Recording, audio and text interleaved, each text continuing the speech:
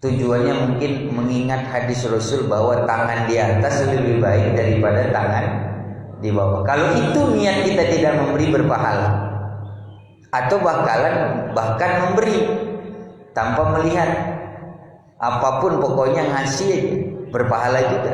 Jadi memberi dengan tidak memberi bisa berpahala. Tapi yang repot yang ketiga ini, ciri yang celaka, udah nggak ngasih ngomongin.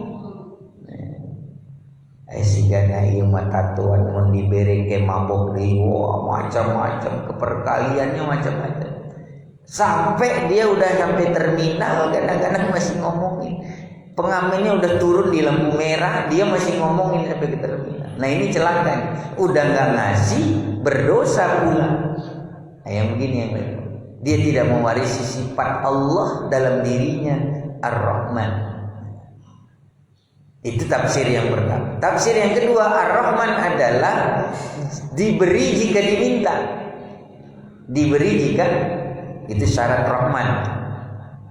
Makanya kalau ada orang habis sholat langsung tanpa zikir bubar, itu orang sombong. Kok gak mau minta? Padahal sudah berhadapan dengan Allah, udah dialog dengan Allah, kok gak mau minta? Ciri sombong. Karena Rahman Allah itu bentuknya diberi jika diminta.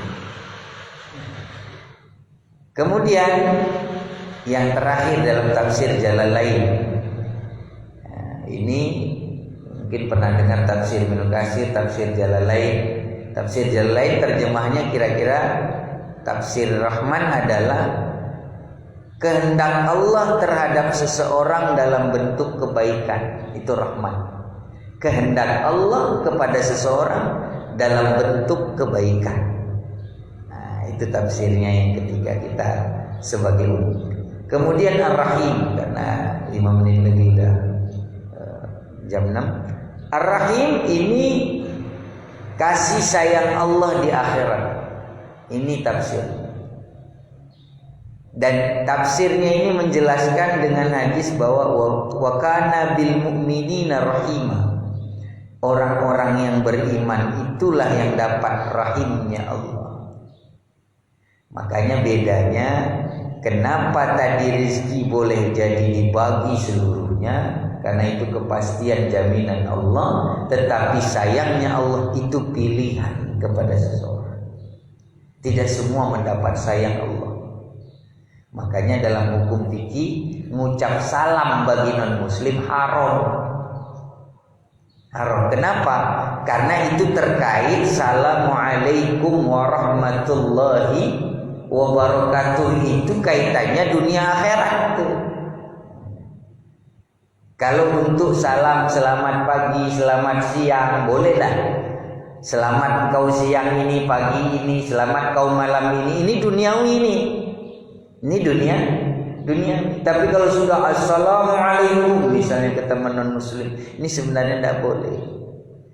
Karena pilihan kasih sayang Allah itu hanya kepada wa kana bil mu'minina rahim.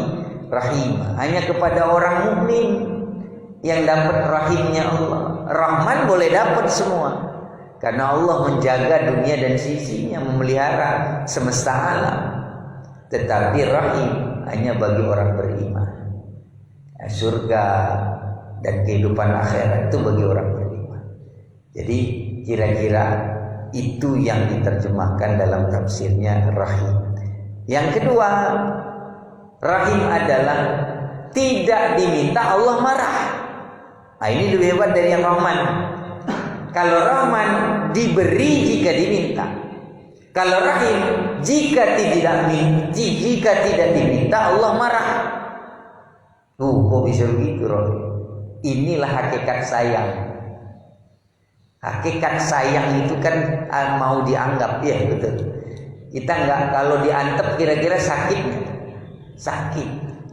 Berarti enggak dianggap, menita dianggap, kira-kira begitu.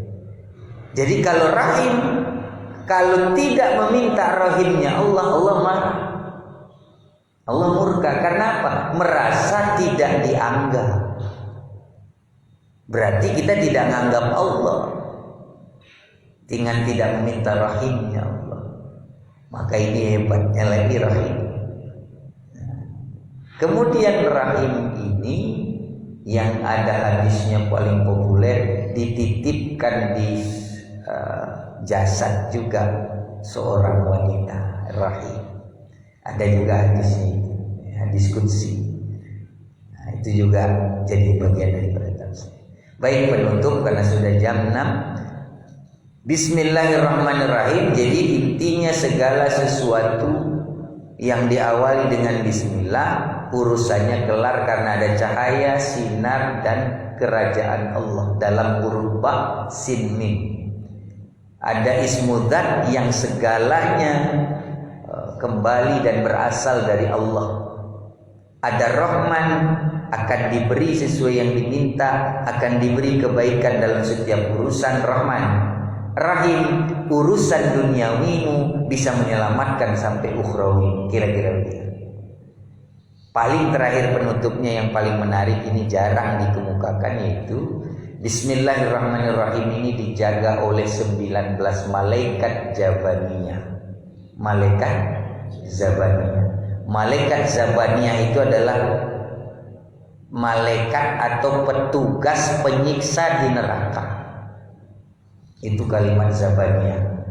Jadi panitia neraka itu jumlahnya 19 malaikat. Pimpinannya memang malaikat siapa? Penjaga neraka? Malaikat Malik alaihissalam. Jadi pada saat kita senantiasa membaca bismillah, kita dilindungi dari 19 malaikat. Dalam 19 malaikat Zabaniyah. Begitu luas tafsir. Kalau sebenarnya nggak cukup waktunya. Cuman kita buat sesimpel mungkin karena kita pengen mengejarnya per ayat per hari lah.